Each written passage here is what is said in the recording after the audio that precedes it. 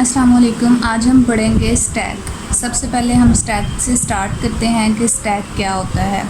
ठीक है, स्टैक के बाद हम पढ़ लेंगे वो अपनी लिंक लिस्ट स्टार्ट कर देंगे। उसकी फर्दर आगे टाइप्स होंगी। सबसे पहले आज जो मैं आपको स्टार्ट कराऊंगी ना, स्टैक के बारे में आपको कॉन्सेप्ट दूंगी कि स्टैक क्या होता है और इसके ऑपरेशंस क्या होते हैं और हम इसको क्यों यूज़ करते हैं। सबसे पहले देख लेते हैं कि स्टैक क्या होता है। स्टैक एक लीनियर डाटा स्ट्रक्चर है जिसमें हम एलिमेंट्स को, आइटम्स को ऐड और रिमूव कर सकते हैं। ठीक है, आइटम्स कैन बी ऐड और रिमूव फ्रॉम वन एंड। इसकी स्पेशल बात क्या है कि हम आइटम्स को ऐड भी कर सकते हैं, रिमूव भी कर सकते हैं, लेकिन फ्रॉम वन एंड। ये इसकी स्पेशल बात है, फ्रॉम वन एंड। तो इसका मतलब ये है कि जब ये कहते हैं ऐड और रिमूव फ्रॉम वन एंड, तो इससे आपको क्या ज़ाहिर होगा कि यहाँ पे कौन सी प्रॉपर्टी यूज़ हो रही है? लीफो प्रॉपर्टी यूज़ हो रही है। इसका क्या मतलब है कि last in first out property use हो रही है। अब देख लेते हैं कि ये किस तरह होल्ड हो रही है स्टैक के अंदर। कंसिडर करें कि आपके पास अगर ये एक स्टैक है, इसके अंदर आप कोई भी आइटम्स पुश कराना चाह रहे हैं, कोई भी आइटम्स ऐड कराना चाह रहे हैं। लेट्स सपोज मैं कॉइन है मेरे पास, तो उसको मैं ऐड कर रही हूँ। सबसे पहले मैंने ये कॉइन ऐड किया, फिर सेकंड पे ये, ठीक है, थर्ड पे ये कॉइन ऐड किया, फोर्थ पे ये एंड फिफ्थ पे ये। ठीक है, अब सबसे लास्ट पे मैंने कौन सा कॉइन ऐड किया है? ये वाला। तो लीफो प्रॉपर्टी क्या कहती है कि जो लास्ट पे आए वो फर्स्ट में आउट होता है। तो अगर मैंने यहाँ पे एक कॉइन बाहर निकालना हो, इसमें से रिमूव करना हो एक कॉइन, तो मैं कौन सा कॉइन रिमूव करूँगी? सबसे ऊपर वाला, यानी कि वो कॉइन रिमूव करूँगी जो सबसे लास्ट पे ऐड हुआ था, लास्ट में आया था, लास्ट इन फर्स्ट आउट। ठीक है, ये कॉइन सबसे पहले जाएगा। इस तरह ये वाली प्रॉपर्टी इसके अंदर होल्ड होती है। अब इसके ऑपरेशंस की तरफ मूव कर लेते हैं कि इसके अंदर कौन कौन से हम ऑपरेशंस पढ़ेंगे। इसके अंदर होते हैं पुश ऑपरेशन लाइक हम कोई भी वैल्यू या कोई भी एलिमेंट हम स्टैक के अंदर अगर हम पुश कराना चाह रहे हैं, या फिर उसके अंदर पॉप ऑपरेशन आ जाता है, top operation and then empty operation. ये एक एक करके मैं आपको इसके ऑपरेशन बताती हूँ कि ये ऑपरेशंस क्या काम करते हैं और किस तरह काम करते हैं। इसके अंदर कौन से हम बेस केस हैंडल्स करते हैं और देख लेते हैं। पुश कराना क्या होता है? सबसे पहले इस ऑपरेशन की तरफ मूव कराते हैं कि पुश ऑपरेशन क्या होता है। कोई भी वैल्यू या कोई भी आइटम अगर हम अपने स्टैक के अंदर इंसर्ट करा रहे हैं तो उसको कहते हैं हम पुश कर रहे हैं। ठीक है, किसी भी आइटम को स्टैक के अंदर डालने को हम पुश कहते हैं।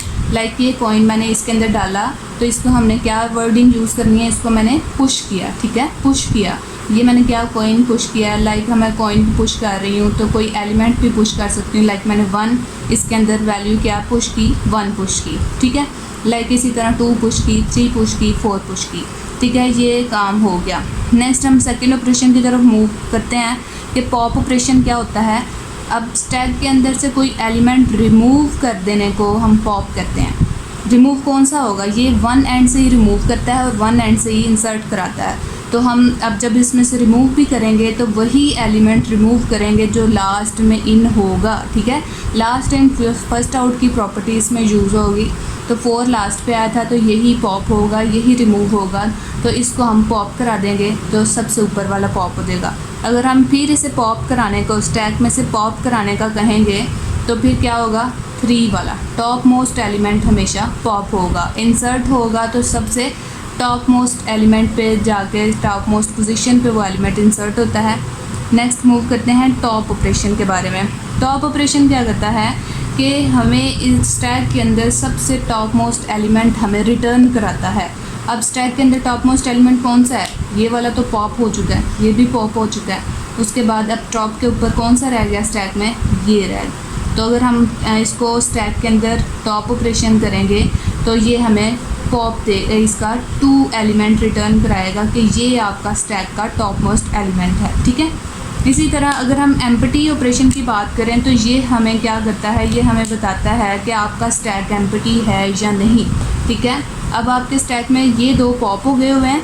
अब आपके स्टैक के अंदर क्या है? 2 और 1। क्या आपका स्टैक एम्प्टी? नहीं, ये आपका स्टैक एम्प्टी नहीं है। तो इसका मतलब ये आपको फॉल्स रिटर्न कराएगा।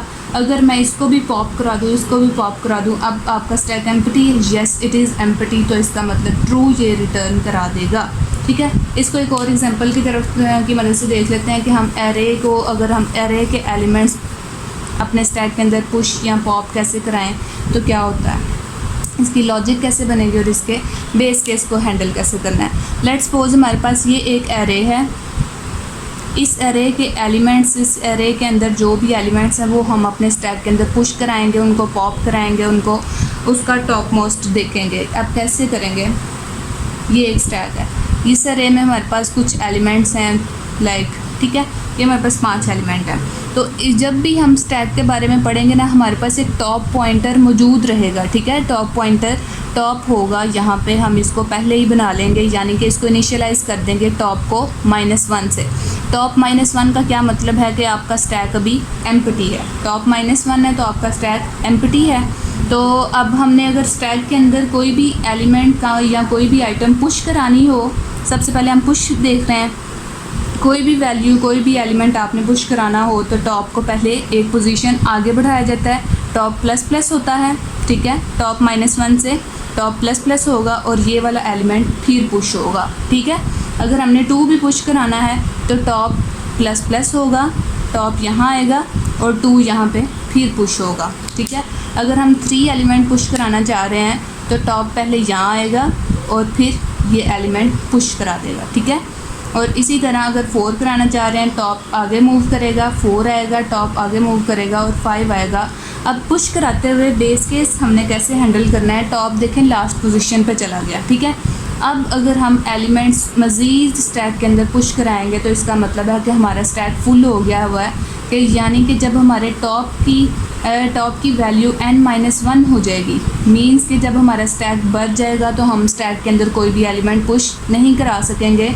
इसका मतलब है हम पुश के अंदर बेस केस कैसे हैंडल करेंगे, इफ़ टॉप इक्वल